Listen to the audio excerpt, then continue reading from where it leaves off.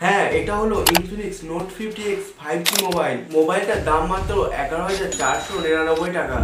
Bank অফারের সাহায্যে মোবাইলটা পেয়ে যাবে 10,924 টাকাতে। এই ইনফিনিক্স নোট 50X 5G মোবাইলটা 12,000 টাকার মধ্যে প্রথম মোবাইল, যার মধ্যে থাকছে কিনা মিডিয়াটেক ডাইমেনসিটি 7300 4nm এর আলটিমেট প্রসেসর থাকছে মোবাইলটার মধ্যে।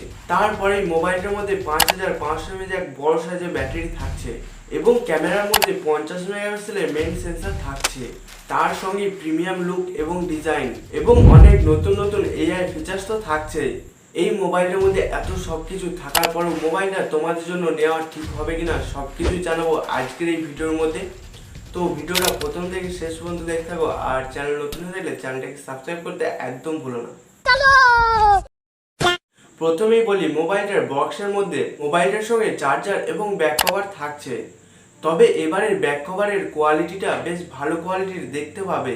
এই ইনফিনিক্স নোট 50X 5G মোবাইলটা এক আলাদা ইউনিক লুক এবং ডিজাইনের সঙ্গে পেয়ে যাবে।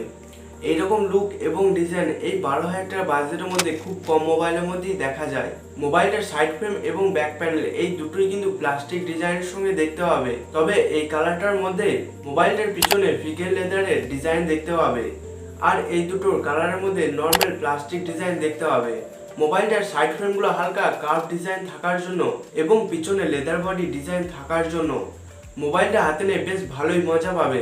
এবং মোবাইলটার ওজনের দিক থেকে 190-95 গ্রামের ওজন পেয়ে যাবে। তো মোবাইলটা হাতে ধরে বেশ ভালো রকমই কমফর্ট ফিল পাবে ওজনের দিক থেকে। মোবাইলটার পিছনের ক্যামেরার নিচে অ্যাক্টিভ হ্যালো লাইটিং এর অপশন থাকছে। এর ফলে কল, SMS এবং কোনো নোটিফিকেশনের সময় লাইটটা শো করবে। তার উপরে ক্যামেরার মতো দেখতে আইআর ব্লাস্টারের অপশন পেয়ে যাবে মোবাইলটার মধ্যে। এই আইআর ব্লাস্টারের সাহায্যে বাড়ির মধ্যে টিভি, এসি এগুলো কন্ট্রোল করতে পারবে। তারপরে মোবাইলটার মধ্যে মিলিটারি গ্রেড সার্টিফিকেশন থাকছে। এর ফলে মোবাইলটা হাত থেকে পড়লেও সহজে ভাঙতে চাইবে না। তারপরে মোবাইলটার মধ্যে IP64 এর সার্টিফিকেশন থাকছে, মানে মোবাইলটাতে ধুলো এবং জলের ছিটা পড়লেও মোবাইলটাতে কোনো কিছু ক্ষতি হবে না এই IP64 থাকার জন্য। মোবাইলটার সামনের ডিজাইনের দিক থেকে পাঞ্চল ডিসপ্লের সঙ্গে দেখতে হবে। যদি আর একটু ডিসপ্লেটা লক্ষ্য করে দেখো তাহলে দেখতে হবে মোবাইলটার ডিসপ্লে চিন এবং বেজেল সাইজ একদম মিনিমাল রেখেছে। যদিও চিন সাইজটা একটু বেশি দেখতে হবে, বেজেল সাইজটা ঠিকঠাকই আছে। 12,000 টাকা দামের মধ্যে আমি বলবো ঠিক আছে। মোবাইলটার স্পিকারের দিক থেকে ডুয়েল স্টিরিও স্পিকার থাকছে মোবাইলটার মধ্যে। সাউন্ডের দিক থেকে বেশ ভালো রকমের লাউডনেস ফিল পাবে।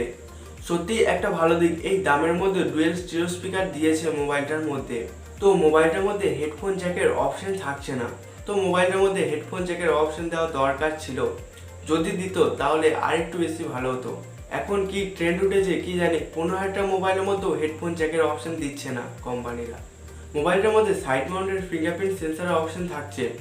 এই সাইড মাউন্টেড ফিঙ্গারপ্রিন্ট সেন্সরটা বেশ ভালোই ফাস্ট কাজ করছে, স্লো কাজ করছে এমন না, যেটা তোমরা দেখতেই পাচ্ছ। আর মোবাইলটার ব্যাটারির মধ্যে 5500 mAh এক বড় সাইজের ব্যাটারি থাকছে মোবাইলটার মধ্যে। তার সঙ্গে 45 ওয়াট এক ফাস্ট চার্জার থাকছে মোবাইলটার বক্সের মধ্যে। এই 5500 mAh বড় সাইজের ব্যাটারিটা ফুল চার্জ হতে সময় লাগবে 1 ঘন্টা 10 মিনিটের মতো। তারপরে মোবাইলটার হ্যাপটিক এক্সপিরিয়েন্সের দিক থেকেও ঠিকঠাকই পেয়ে যাবে। নর্মাল ভাইব্রেশনে যেরকম ফিল হয় সেরকম ফিল পাবে, খুব একটা খারাপও বলা যায় না এই দামের মধ্যে। হ্যাঁ, বলতে হবে মোবাইলটার ইউআই দিক থেকে বেশ ভালো কাজ করেছে। 12,000 টাকার মোবাইলের মধ্যেও বেশ ভালো রকমের অ্যানিমেশন দেখতে হবে অ্যাপের মধ্যে এবং বেশ স্মুথ দেখতে হবে, কোনো ল্যাগ বুঝতে পারবে না।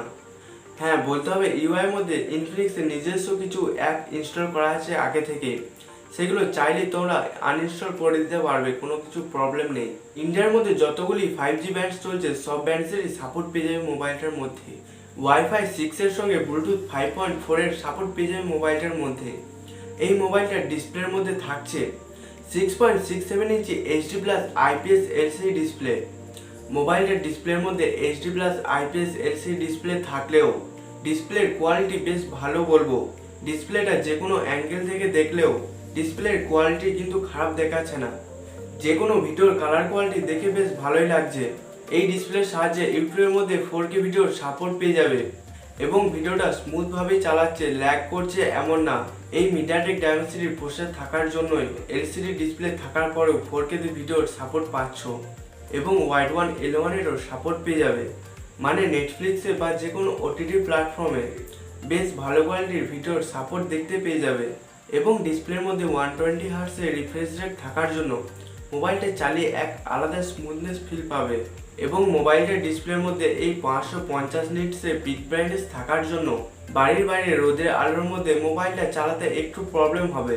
এবং ডিসপ্লের মধ্যে অলওয়েজ অন ডিসপ্লের অপশন দেখতে হবে, কিন্তু পার্মানেন্ট না, 10 সেকেন্ডের জন্য পাবে। মোবাইলের পিছনে 50 মেগাপিক্সেলের মেইন সেন্সর থাকছে। মেইন ক্যামেরার ঠিক নিচে আরেকটি এআই লেন্স দেখতে পাবে এবং সেলফি ক্যামেরার দিক থেকে 8 মেগাপিক্সেলের সেলফি ক্যামেরা পেয়ে যাবে।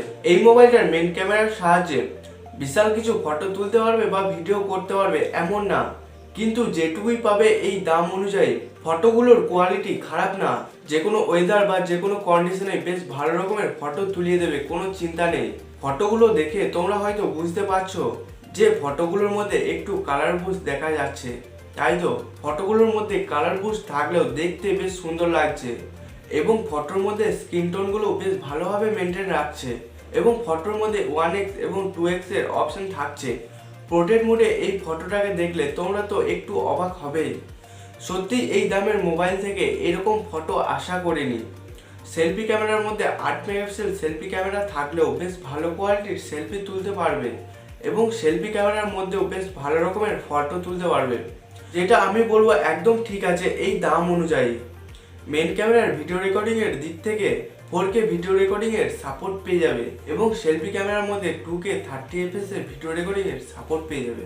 এই 11,500-12,000 টাকার মোবাইলের ক্যামেরার মধ্যে 4K ভিডিওর সাপোর্ট থাকছে, এটাই অনেক। মোবাইলটার প্রসেসরের মধ্যে থাকছে মিডিয়াটেক ডায়মেনসিটির 7300 4nm 5G প্রসেসর। সত্যি একটা অবাক করার বিষয় বটে, 12,000 টাকা দামের মধ্যেও এত শক্তিশালী প্রসেসর ব্যবহার করেছে মোবাইলটার মধ্যে। এটা সবাই পারে না, যেটা ইনফিনিক্স করে দেখিয়েছে। এই শক্তিশালী প্রসেসর থাকার জন্য মোবাইলটার মধ্যে অন্তত স্কোর পাবে 5 লাখের ওপর। তার সঙ্গে LPDDR4X RAM টাইপ থাকছে এবং UFS 2.2 এর স্টোরেজ টাইপ থাকছে। মোবাইলটার মধ্যে UFS 2.2 এর স্টোরেজ টাইপ থাকার জন্য মোবাইলটা চালিয়ে বেশ ভালো রকমের স্মুথ ফিল এবং ফাস্ট বুঝতে পারবে এবং র্যাম ম্যানেজমেন্টটাও বেশ ভালো ফাস্ট দেখতে পাবে। BGMI এর মধ্যে 60 fps এ গেম প্লে করতে পারবে কোনো ল্যাগ ছাড়া এবং GTA 5 এবং ফ্রি ফায়ার মধ্যে 90 fps এ গেম প্লে করতে পারবে। মোটামুটি গেমিং এর জন্য এই মোবাইলটা ঠিক আছে। যদি ভাবো যে মোবাইলটাতে হেভি গেম প্লে করবো, তাহলে আমি তোমাদের বলবো মোবাইলটা নিও না। যদি থ্রটলিং টেস্টের গ্রাফটা দেখো, আমি বলবো খুব একটা বেশি থ্রটলিং করেনি, ঠিকঠাকই আছে। মোবাইলটা অ্যান্ড্রয়েড 15 এর আপডেটের সঙ্গে দেখতে হবে। তারপরে UI এর দিক থেকে XOS 15 থাকছে। এই দুটি থাকার জন্য AI ফিচার্সের দিক থেকে পুরো ভরিয়ে দিয়েছে মোবাইলটাকে।